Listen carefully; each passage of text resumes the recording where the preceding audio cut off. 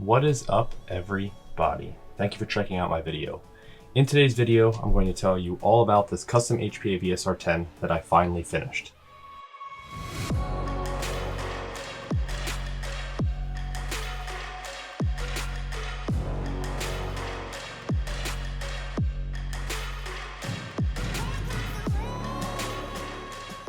So we have a lot to cover. I actually have this entire sheet of notes to make sure that I don't miss anything. And just remember, it's a YouTube video, so you can skip around if there's a part of the rifle that you're not really interested in, but too long, don't want to watch the whole thing. Basically, this is an HPA Vsr-10 in a real steel chassis. It has a dual air source kit, so it can be powered by HPA, or it has a Polarstar UGS CO2 insert as the buffer tube, and you can run it off of 12-gram CO2 cartridges. So to get started, I'm pretty sure I started building this rifle 2 or 3 years ago. It's been a while. I can't take credit for doing this because I actually saw on the Airsoft Sniper forum, I'm going to try and put it up on the screen here.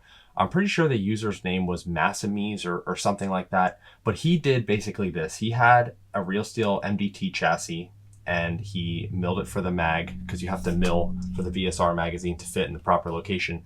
And I think he had an air tank in the back, which you could do either or, but I saw that and it made me want to do it even more, knowing that it was, I mean, anything's possible, but knowing that someone was able to do it. So I knew that I wanted to have a Vsr-10 in a real steel modular chassis. I think this is it. I think this is endgame for my HPA Vsr-10. And before we deep dive into this thing, I would like to thank the sponsor of today's video, Jackal Tactical Airsoft. They're basically your one-stop shop for airsoft parts, gear, and accessories. And with Jackal Tactical Airsoft comes Otherworld Milsim, and they are an event host for milsim events, so check out their website if you'd like to attend. Also, you should check out my good friend Malcolm over at Vroom Armament, where there are a lot of top-tier, high-end airsoft sniper rifle parts, some of which are actually in this build, but we'll get there. Okay, so getting into this rifle, let me just say this.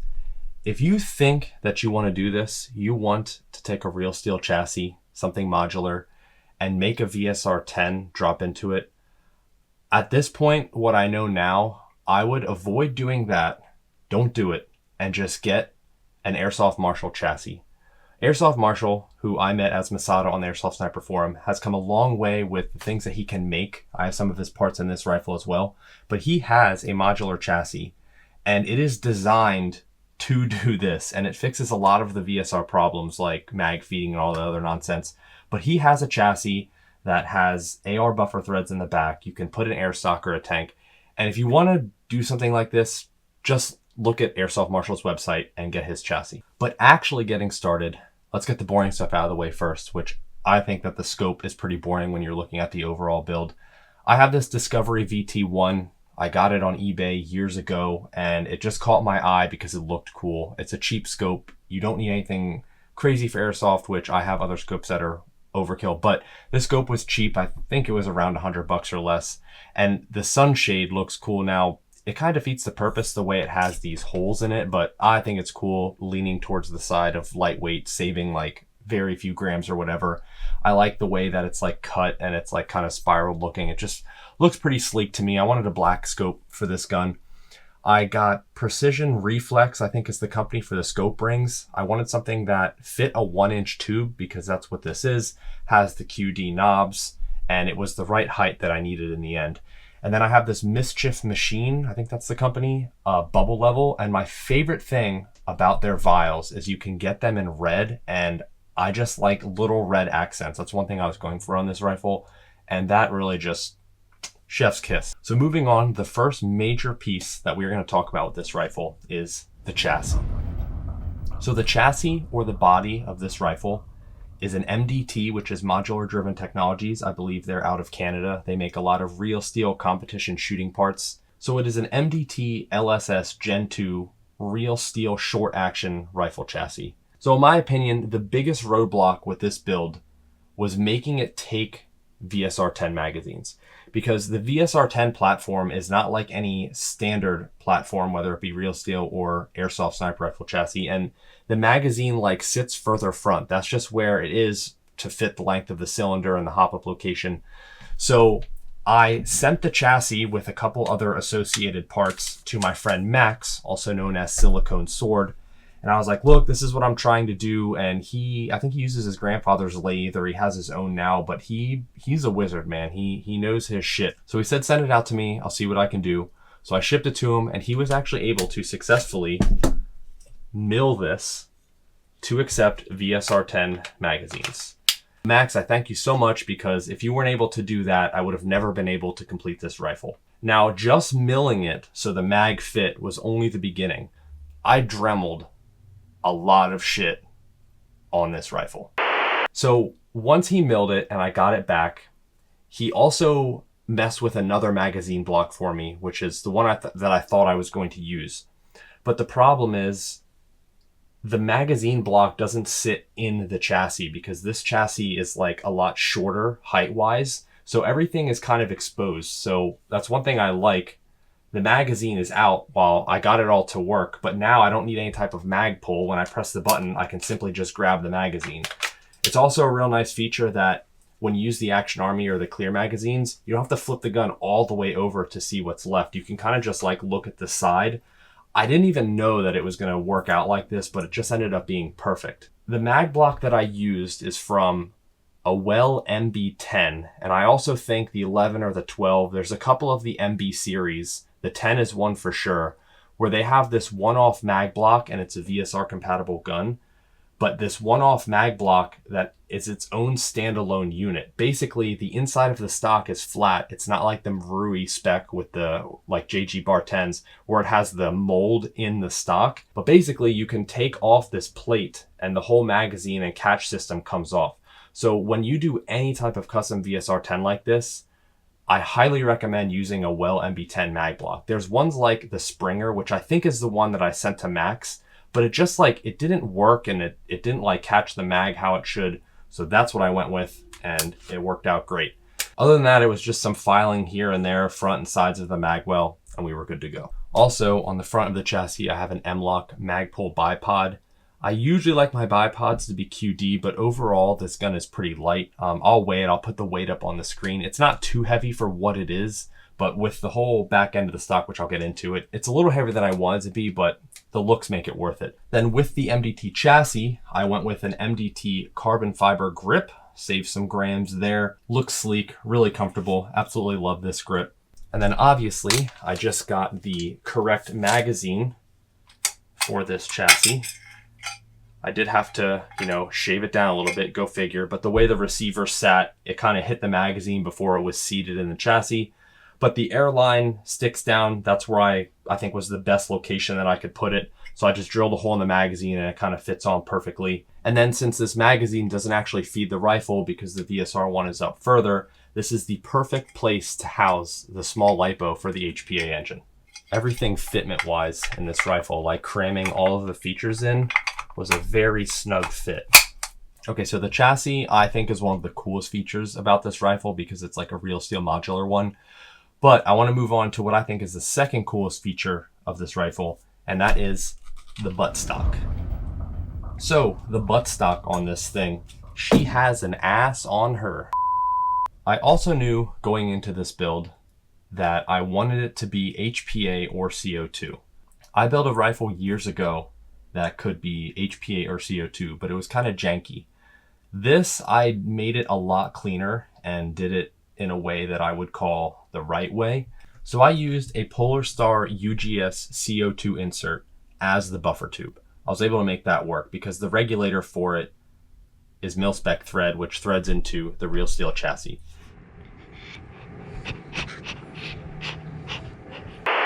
And one of the coolest things about this rifle, in my opinion, is the way that you change the cartridge. Now, if you got a good look at it, you may be thinking like, how do you even get to the cap? Well, let me show you.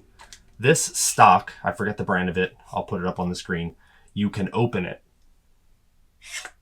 and then you can get to the cap.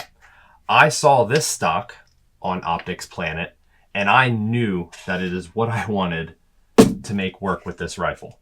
To make the rifle be able to be HPA or CO2, you need a dual air source kit, which you can get from Wolverine Airsoft.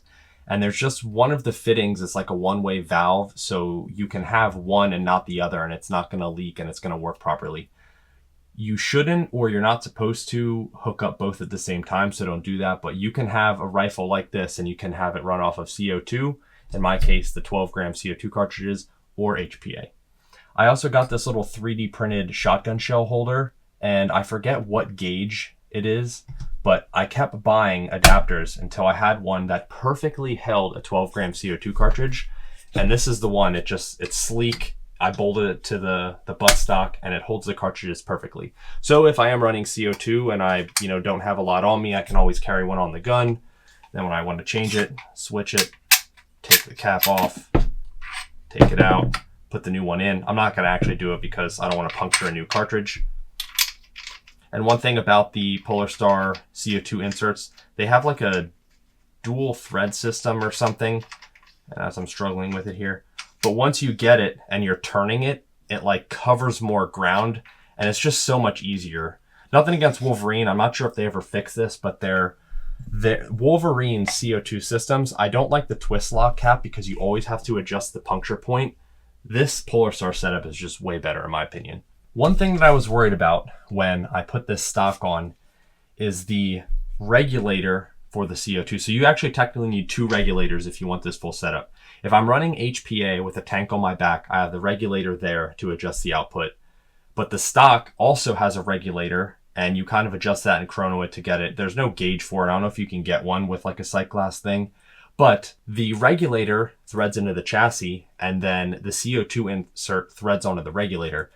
And I was worried that when I, use the stock a lot to twist it open, or mainly when I would change the cartridge, I was worried that, all of that force tightening and loosening would actually break the CO2 adapter off of the regulator.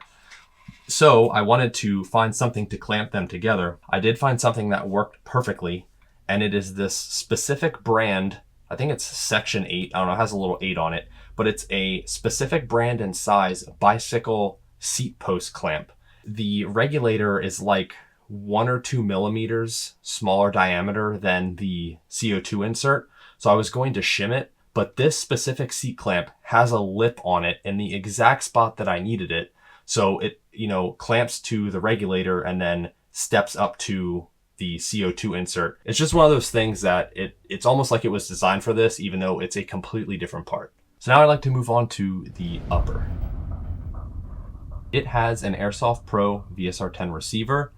From my experience over the years with VSR-10s, I noticed, and I also read prior, that the Airsoft Pro VSR receivers have a little bit more of a tighter tolerance, which is beneficial so your cylinder is a little more snug in there. Most people probably won't notice. It looks a little different. It's a little more sleek with its cuts, but I'm a brand whore and I like that it's kind of a rare part, and for me it was overseas, so I like that. I have the matching Airsoft Pro scope rail. It was a little longer, like it went out a little further, but I just cut it down to save some weight and I didn't really need that extra material up front there. Then I went with an Edgy carbon fiber outer barrel. Edgy makes some of the best airsoft parts on the market, and this carbon fiber outer barrel, now I've seen other barrels, I've made my own like DIY style, and most of them have an insert at the back to actually have the threads because you have to thread the metal.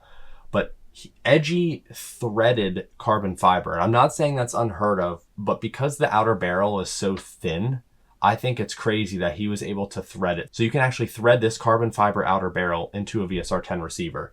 Now there is inside of it, there is a metal insert to house the Hopup chamber, but the fact that he threaded the back of it for the receiver, that just blows my mind.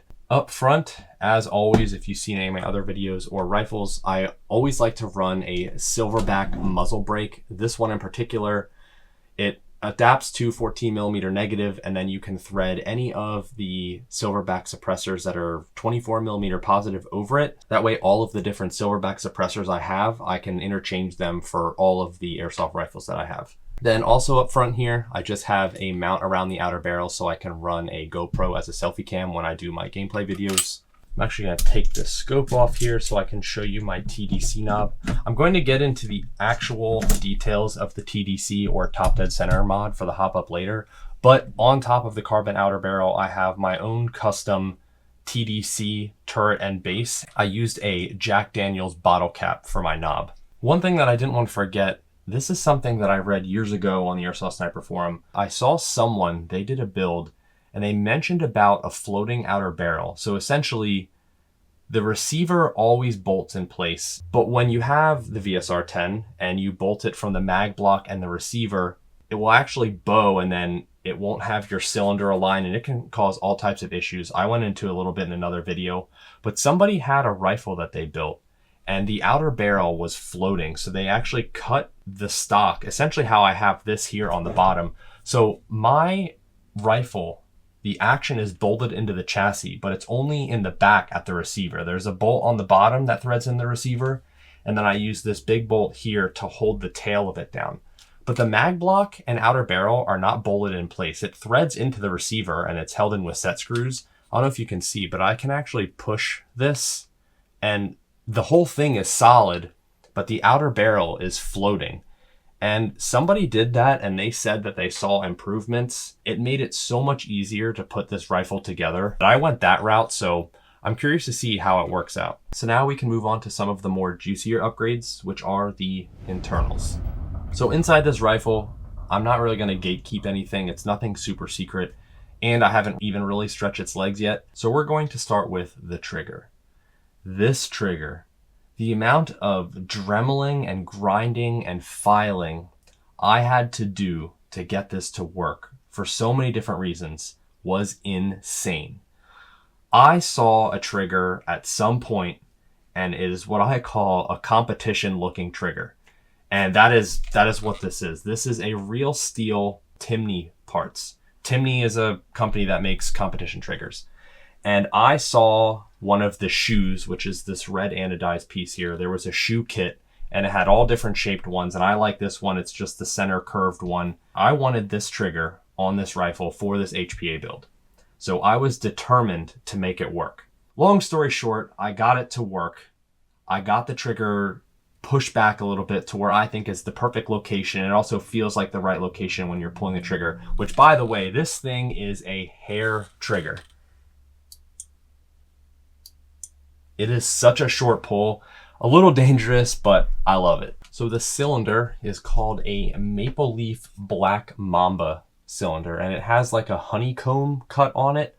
Saw this thing years ago, the color, the finish, the cut, it looks so good. I just had to have it, and I specifically saved it for this rifle. Extra sleek looking. I made a polycarbonate guide sleeve because you don't need like a Delrin Preston sleeve or a one-piece receiver as much for HPA VSRs as you do for a spring, but you still really want to tighten up the tolerances. And I made this polycarbonate guide sleeve, and I had to make it and cut the layers of it a certain way to match the Hopup chamber sleeve that's in the carbon fiber outer barrel. So I was able to get that perfect. It has a nice smooth pull. Now inside of this sexy Black Mamba cylinder, we have the Wolverine electronic bolt. And I also had my friend Max make me a Delrin solenoid sleeve. So when you have one of these HPA Vsr-10s and you put a foam filled suppressor on it, it's basically silent. The only thing you actually hear is the solenoid clicking. It's not that loud at all, but you can muffle that with a Delrin solenoid sleeve. But then this cylinder has this extra little cutout. You might not be able to see it on the camera, but it has this extra cutout. I think it's for some other platform that is Vsr-10 compatible, but that cutout in the cylinder in theory is like open to the back where the engine is. In my mind, noise can be heard from there. So I found this really dense foam. So I just cut a piece of it out that was the same inner diameter as the cylinder and slid it all the way to the back. And now it's like a rear suppressor for the solenoid click. So pair that with the Delrin solenoid sleeve and it really reduces it, I feel, as much as you can. Also too, because that Delrin sleeve was machined to fit everything, it eliminates a lot of play between the cylinder and receiver. So I think we're on to the final parts of the rifle, and that would be the inner barrel and Hopup group. So for my inner barrel, I went with an edgy stainless dual bore 333 millimeter inner barrel.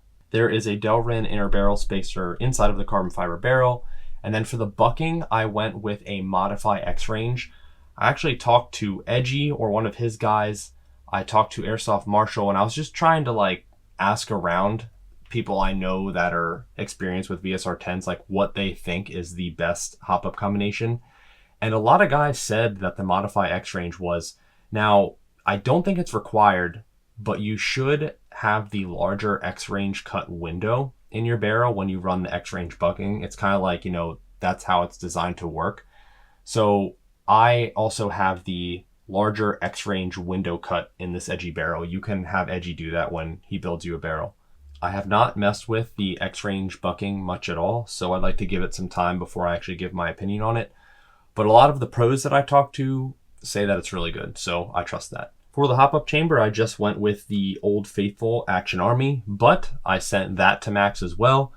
And there's this mod you can do, which we call the O-ring mod, and you machined 1 or 2 grooves in it, and then you put the correct size O-ring in it so it fits even more snug in the outer barrel, and you can get it so it's perfect, that it doesn't get stuck in there, but it eliminates a lot of play, helps center it for the nozzle. And it's just one of those really good mods that you should always do when you build a VSR-10. And inside of that O-ringed Action Army Hopup chamber, I have Airsoft Marshall's latest and greatest CNC Hopup arm. So when it comes to the TDC for the VSR-10, this is what I wanted. I wanted it to bolt down. I did not want it to have any type of 3M tape or JB weld or anything like that. I wanted it to be metal, preferably. I wanted it to be clicky when you adjusted it. And I wanted it to be as low profile as you could get. And at the time of building this rifle, I don't think that there was anything like that on the market. Now, there was nothing wrong with the Tritos TDC, Tritos, however you say it. That is one of the best ones I think you can get on the market. And I have nothing against them. I wanted a TDC that bolted down. You could call it OCD, you could call it peak autism, but that is exactly what I wanted, and I wasn't stopping until I had it. So I ended up making my own TDC. Now, I'm no machinist, but I was able to make exactly what I wanted, and I love the fact that it has the triple OG old school bottle cap knob from a TDC DIY video I made like 5 years ago or so. Now, I think Airsoft Marshall is working on a standalone TDC for the VSR-10, and if he does make one, I'm definitely going to buy it when it comes out. So I think I covered just about everything for this crazy custom HPA VSR-10 build that I finally finished. Thank you to all my friends helping me with the machining, the custom parts, finding parts, sourcing this, sourcing that. I appreciate all of you. I would not have been able to build this without you. And now the question is, how does it shoot? Well, that's a great question, but I'm going to save shooting tests and gameplays for another video, so keep an eye out on my channel if you're interested in seeing how this thing performs. If you would like to see a full build overview of my spring-powered VSR-10, check out this video here where I go a little more in depth in the technical specs and why certain parts mattered. But sorry, my battery died right when I was trying to finish the video up. We are going to wrap this video up here. Hopefully, I will see you in the next one.